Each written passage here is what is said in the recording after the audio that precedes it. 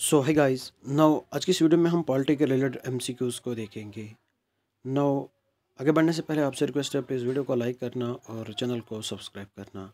Now question क्या बोलता है, बिल जो कि मनी बिल कहलाएगी, तो ये बिल जो है ये कब मनी बिल कहलाएगी? इसमें मनी के रिलेटेड कुछ ना कुछ होगा तभी तो ये मनी बिल कहलाएगी। तो क्या क्या होना चाहिए इसमें? स्टेटमेंट 1 क्या बोलता है, जब हम किसी टैक्स को इम्पोज करेंगे, एबॉलिश करेंगे, रेमिशन, अल्टरेशन या फिर रेगुलेशन ऑफ एनी टैक्स, तब ये मनी बिल कहलाएगी।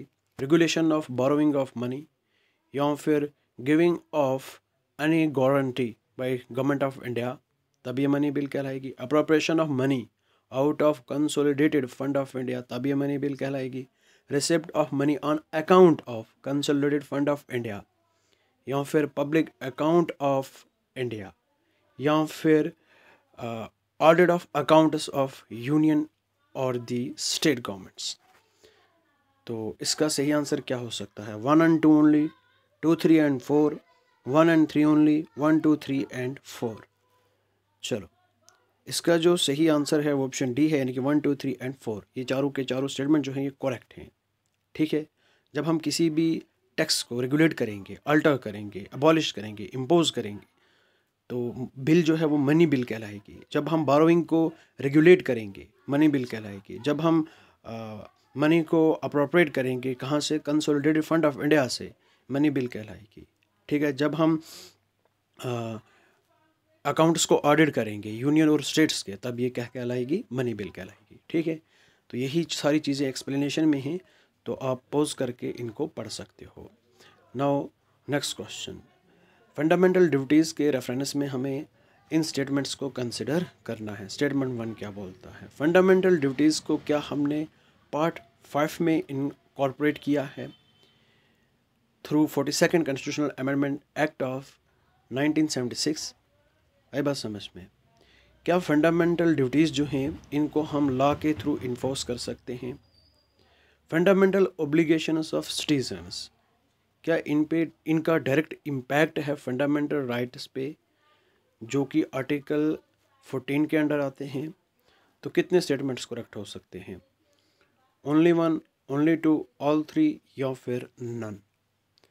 तो इसका सही आंसर जो है वो ऑप्शन ए है, यानी कि ओनली 1। फंडामेंटल ड्यूटीज़ को हमने part 4 of the Indian constitution में इनकॉर्पोरेट किया है, पार्ट 4 ए में। ठीक है, आर्टिकल 51 है। ये क्या है हमारा? ये फंडामेंटल ड्यूटीज़ हैं। ठीक है, फंडामेंटल ड्यूटीज़ को लॉ के थ्रू इन्फोर्स नहीं किया जाता। आई बात समझ में? ये रिमाइंडर्स हैं, किन के लिए? सिटीजन्स के लिए। तो फंडामेंटल ड्यूटीज़ को हमने 42nd कॉन्स्टिट्यूशनल अमेंडमेंट एक्ट जो 1976 का है, इसके थ्रू हमने इनको इनकॉर्पोरेट किया है अपने कॉन्स्टिट्यूशन में। During the Indira Gandhi government जो थी उस समय पे, तो एमरजेंसी के दौरान हमने इसको ऐड किया है कॉन्स्टिट्यूशन में अंडर आर्टिकल 51 ए। ठीक है, यहाँ पे 11 फंडामेंटल ड्यूटीज़ हैं। 10 फंडामेंटल ड्यूटीज़ जो हैं वो 42nd अमेंडमेंट के थ्रू आई, और जो 11वीं फंडामेंटल ड्यूटी है ये 86th कॉन्स्टिट्यूशनल अमेंडमेंट जो 2002 में हुआ था, जब हमारे अटल बिहारी वाजपेयी जी जो थे, जब वो प्राइम मिनिस्टर थे। इसलिए स्टेटमेंट 1 जो है वो इनकरेक्ट है। ठीक है, आई बात समझ में? फंडामेंटल ओब्लिगेशंस जो सिटीजन्स के हैं, इनका डायरेक्ट इम्पैक्ट है फंडामेंटल राइट्स पे, जो कि प्रोटेक्टेड हैं under article 14, 19 and 21 of the constitution है ना। स्टेटमेंट 3 जो है ये भी करेक्ट है। आई बात समझ में? तो स्टेटमेंट 3 ओनली करेक्ट आंसर।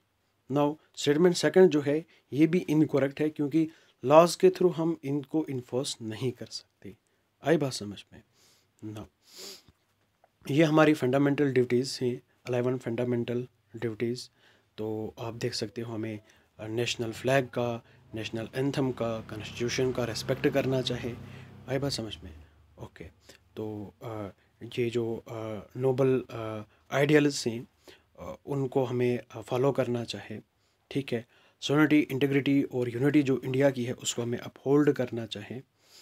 ये सारी फंडामेंटल ड्यूटीज़ हैं, आप इनको पॉज करके वीडियो पढ़ सकते हो। नाउ नेक्स्ट क्वेश्चन जो है, which of the following article of the Indian constitution provides for the state to secure a social order for the promotion of welfare of the people. यानी कि कौन सा एक ऐसा आर्टिकल है जो कि वेलफेयर को प्रमोट करने का काम करता है। Article 37, article 38, article 39, article 14।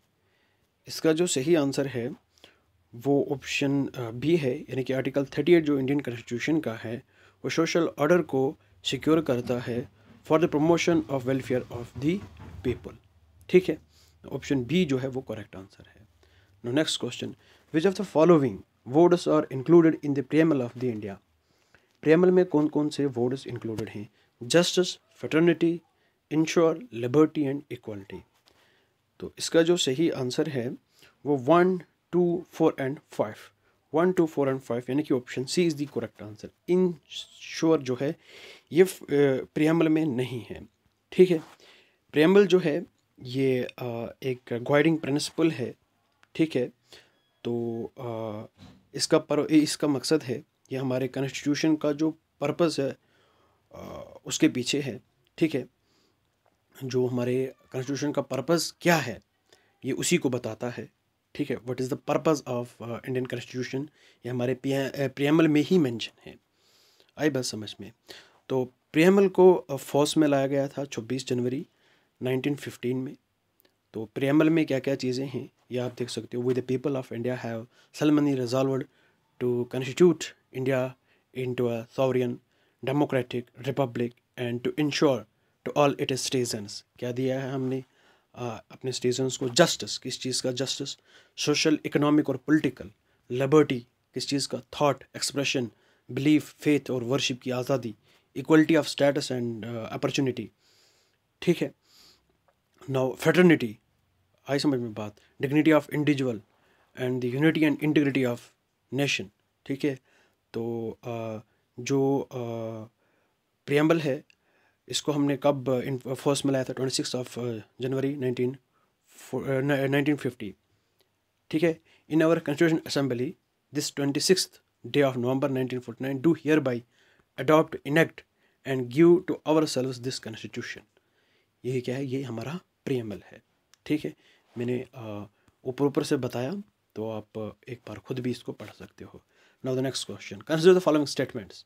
In a civil cases the plaintiff must prove their cases on a preponderance of probabilities, meaning their version of events is more likely to be true than the defendants। आई बात समझ में? Now statement second क्या बोलते हैं? In a criminal case prosecution has the much higher burden of proving the guilty of the accused beyond a reasonable doubt।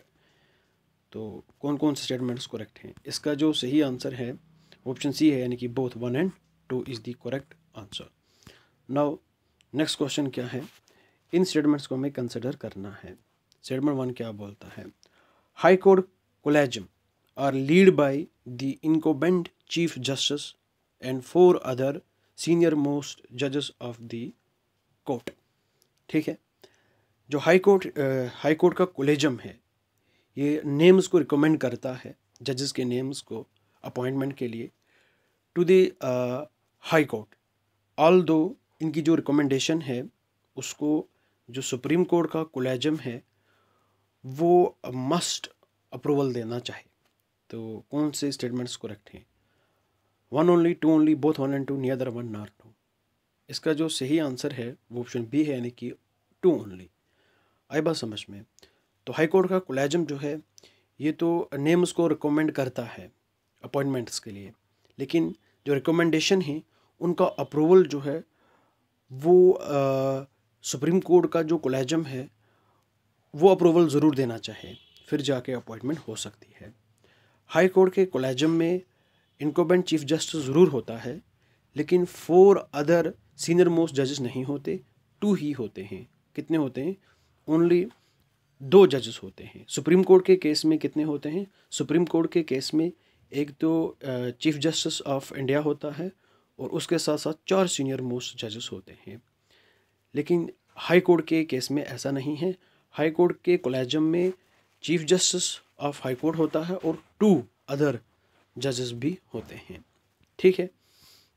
Now next question, who is the master of roster of the Supreme Court of India? कौन master of roster है Supreme Court का? Attorney general of India, chief justice of India, any जज appointed by the collegium excluding the chief justice of India, या फिर collegium? इसका जो सही answer है वो ऑप्शन बी है, यानी कि चीफ जस्टिस ऑफ इंडिया जो है ये मास्टर ऑफ रोस्टर होता है किसका? सुप्रीम कोर्ट का।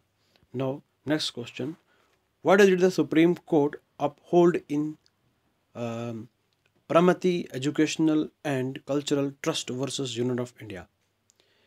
स्टेटमेंट 1 क्या बोलता है? Admission must be taken in private schools with fixed Kota for students in the EWS, यानी कि इकोनॉमिक वीकर सेक्शन कैटेगरी के लिए। Education boards must include cultural elements of India in their curriculum, यानी कि एजुकेशन बोर्ड जो हैं उनको cultural जो भी चीज़ें हैं इंडिया की वो अपने करिकुलम में ऐड करनी चाहिए। Minority schools are not required to comply with the right to education act of 2009, ठीक है। जो nutrition rich mid day meal है उसको कंपलसरी बनाना चाहे हर एक गवर्नमेंट स्कूल में। तो कौन सा स्टेटमेंट करेक्ट है?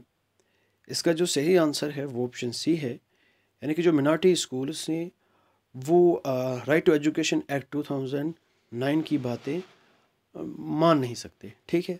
उनकी अपनी मर्ज़ी है, ठीक है, वो माने या ना माने, तो यहाँ पे वो बाइंडिंग नहीं है, ठीक है। आई बात समझ में? आई होप कि ये वीडियो आपको पसंद आई होगी। प्लीज़ वीडियो को लाइक करना और चैनल को सब्सक्राइब करना। Thank you and bye bye, have a nice day.